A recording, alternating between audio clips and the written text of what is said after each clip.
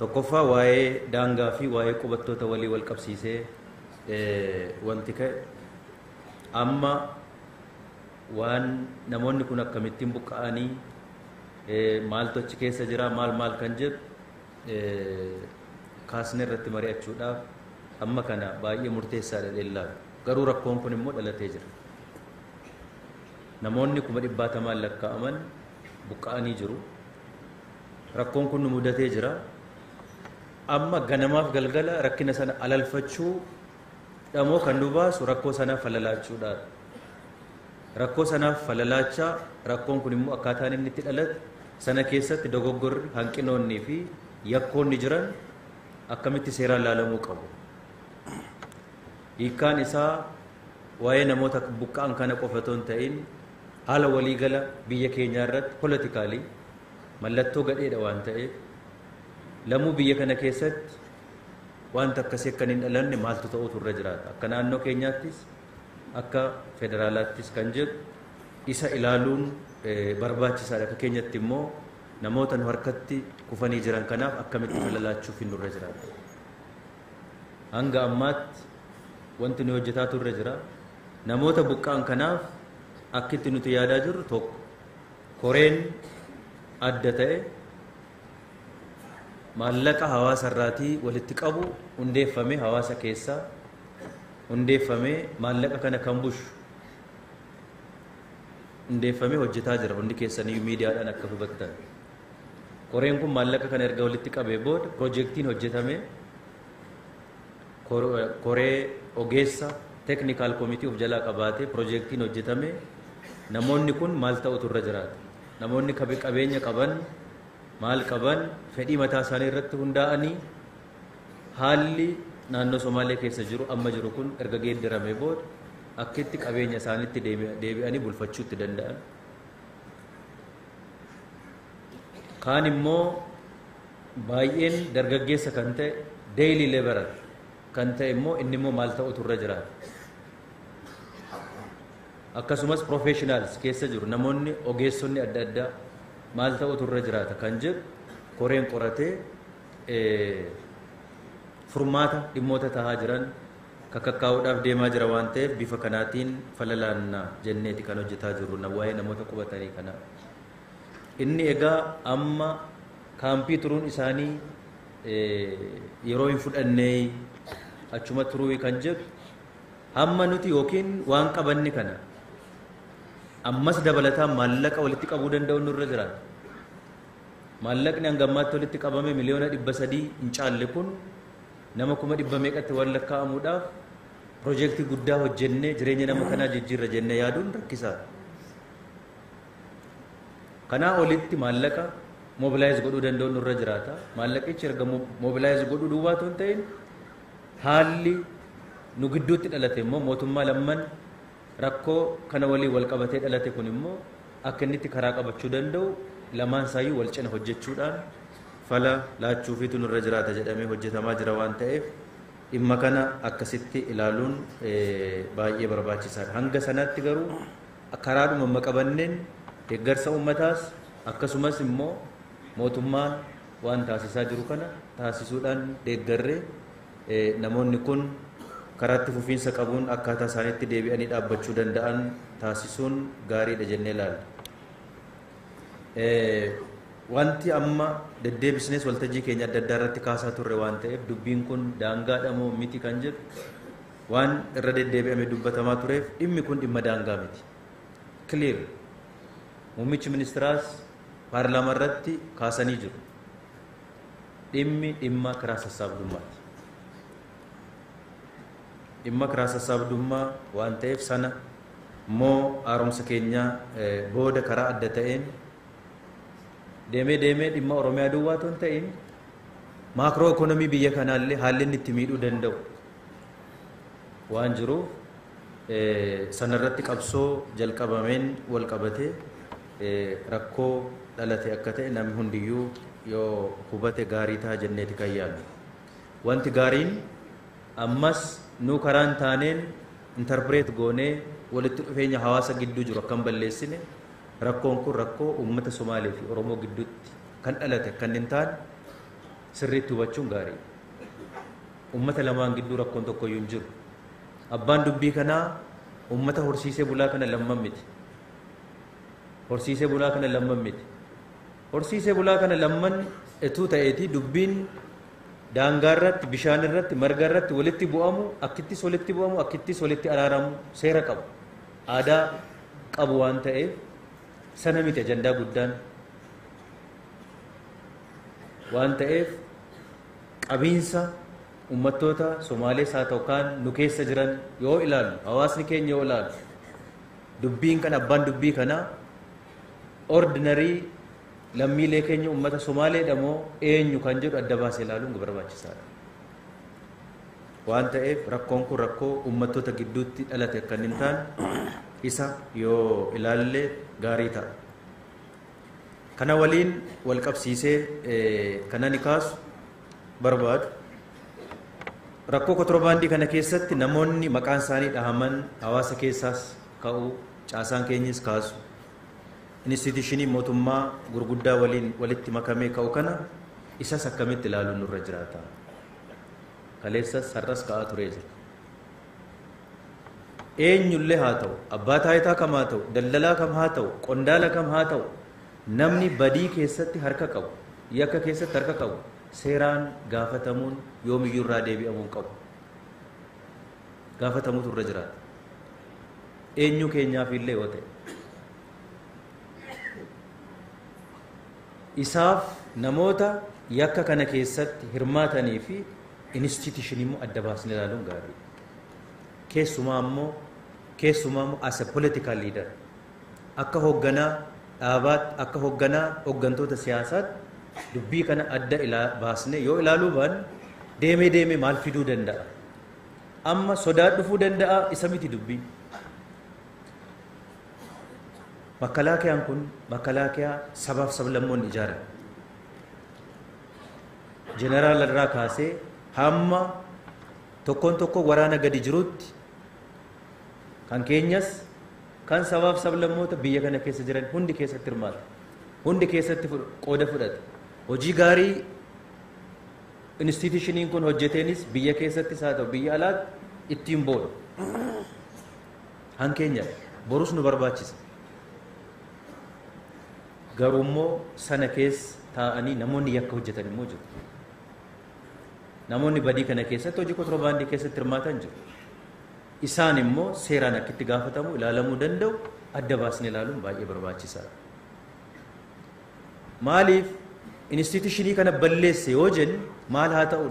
Instituushinii himanna moo akka diigamu barbaanna moo isa gochuu qabna moo maali? Waan ta'eef dubbii kana gaarii hin ta'u waan ta'eef adda baasnee ilaalle kana yoo jennu namni kana keessatti eenyullee haa ta'u harka keessaa qabu, qooda keessaa qabu, ofii keessatti hirmaate daldaluu duwwaa miti inni dhaabatee ilaalu mataansaa ilaalamuu danda'utu irra jiraata. Deemee miidhaansaa hunda keenyaaf waan ta'eef kana dhimma instituushinii fi individual criminals adda baasne ilaaluun gaarii waan ta'eef ija kanaan yoo ilaalle barbaachisaadha jedheetaniini kanani ilaalu. Dhimmi jaarmiyaa fi dhimmi badii nama dhuunfaa gargar bahamee ilaalamuun irra jiraata waan ta'eef. Inni kan biraan wanti ka'ee akkaataa hojii raawwachiistuun addawaawii akkaataa baay'ina keenyaatiin qoodi keenya achi keessatti hirmaannaan keenya ta'utu irra jiraata kan jedhamee ka'e gara fuula duraattis irratti mari'achuu hin danda'ama. Cufaa miti. Yoomuu cufaa ta'uu hin danda'u. Cufaa ta'uus hin qabu. Isa ilaaluudhaaf garuu immoo waan asiis immoo ilaaluun baay'ee barbaachisaadha. Waan nu bira jiru ilaaluunis baay'ee barbaachisaadha. Waan tokko duwwaa irratti hogguu rarraan inni kaan immoo akka nu jalaa wannoon taanes ilaaluun gaarii. Inni ilaalamuun akkuma jirutti ta'ee nuti hanga ammaatti warri hirmaataa jirru iyyuu immoo maal godhaa jirra? Inni amma sagal taane hirmaannu kun saglanumti hirmaatan kun mataan keenya iyyuu maal godhaa jirraan immoo laaluun gaarii. Hojii raawwachiistu duwwaa miti. Koreen giddu galeessaa mana maree addawaawii asis dhufne kaabinee mootummaa naannoo Oromiyaas haa ta'u. Hojii raawwachiistu dhaabaas koree giddu galeessaa dhaabaas haa ta'u. Maal godhaa jirra nuti? Waan nurraa eegamu qabsoo taasisuu qabnu hundaa taasisaa jirraa. Yoo taasisaan jiraanne lakkoofsi dabaluun rakkoo kana hiikuu danda'amoo rakkoofsa xinneessuutu rakkoo kana hiikuu danda'an ilaalamuu qaba.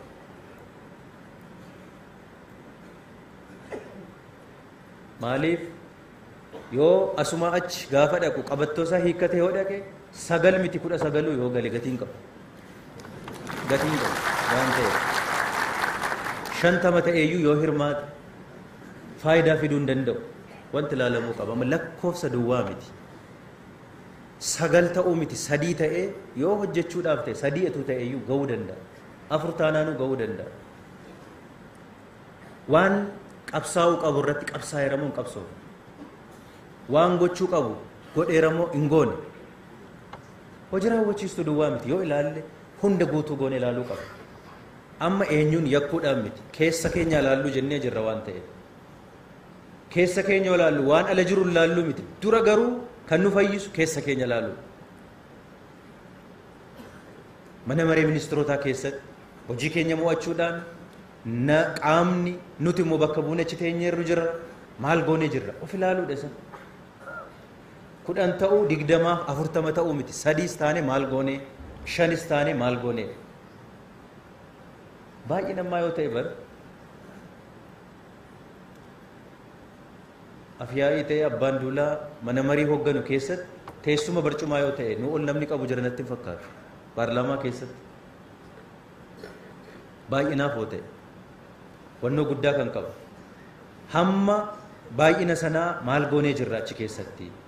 Amma seeronni tokko tokko wal hubannaa dhabuurraa an paarlaamaan ta'e jedhee deliberately balleesseera jechuudhaaf miti. Wal hubachuu dadhabuurraati labsiin kun akkas ta'e labsiin liizii akkas nu godhe labsiin maaloo akkas nu godhe qilleensa irra balali'ee dhufne labsiin kun numatu harka baasee murteesse baay'ee isaa maal gooneedha achi keessatti gaheen keenya maal ture maal qabanneet achi keessa teenyeet maal gumaachine kan jedhu isatu ilaalamuu qaba. Yoo isan laal fayyuu hin dandeenye lakkoofsi rakkoo keenya hiikuu hin danda'u.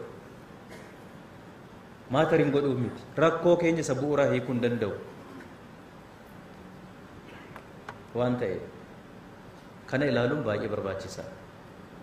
Asis deebi'ee kaabinee mootummaa naannoo Oromiyaa keessatti warri biiroo hooggannu seektara hooggannu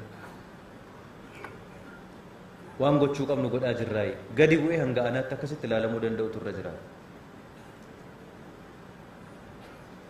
Anaan dabalatee hundi keenya mana maree addawaawii keessa jiru ilaalaa turre gidduu kana mana marii tokko irratti hundi keenyas wal qixa.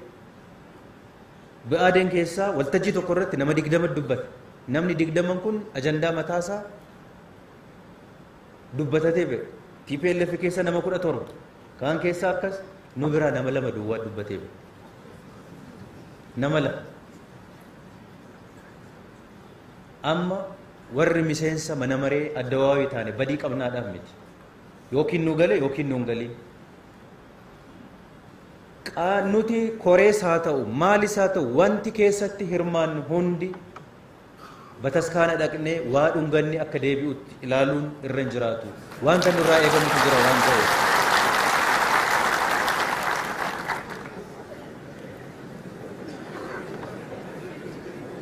Kanaafuu dubbiin lakkoofsa keessa hin jiru. Kan haaromsatti nu gasheeyyuu rakkoo ta'e hundi keenya warri sadarkaadhaan itti gaafatama dhaaba kanaa fudhannee hojjennu waan hojjechuu qabnu waan hin hojjenneef rakkootti galle. Kana keessaa haa baanu qabsoofne. Amma isa bakkee dhiisnee isa nu keessa jiru. Dura nuti tokkoon hoggansa dhaaba kanaa miseensa dhaaba kanaa libireet of haa goonu. Inni gajjallaa jiru isa ol jirutti quba qabu, inni gubbaa jiru isa gadi jirutti quba qabu, inni as keessa jiru isa alatti jiru irratti quba qabu qofa hin ta'in dura individually liberate of goonee qabsaa dhugumaan dhaaba kana jechuun dhaaba uummata kanaaf qabsaa goonee of haa qopheessinu. Wanta ilaalamuu qabu. malee lakkoofsaaf hoote yoom nutti arga dubbiin lakkoofsa keessa miti kan jiru mudhii keenya deebisne haa hidhan sana gochuu danda'utu nurra jiraata yoo ilaalamuun irra jiraata kanatu ilaalamuu qaba waan ta'eef dubbii kana akkasitti yoo ilaalletu gaarii ta'a jedhetanii nani kanneen yaadu maaliif yoo lakkoofsa ta'e Isaa Teephaanii federaala keessa asittis kaabinee mootummaa naannoo Oromiyaa fudhattan naannolee jiran keessa kaabinee bal'aa guddaa baay'ee kan qabu mootummaa naannoo Oromiyaati. Amma galmi kaabinee suniyyuu hamma funyaansaatti guutee jira miseensa kaabineedhaan baay'ina isaa yoo ta'e gadi yoo buune kaabineen godinaa gadi yoo buune kaabineen aanaa kaleessa 12 dabarre har'a 50-70 yoo baay'ina ta'e kaabineen aanaa 50-70 darzaniidhaan hidhamee jira baay'ina yoo ta'e amma dubbiin lakkoofsicha keessaa darzanoonni kun walitti ida'amanii maal hojjetan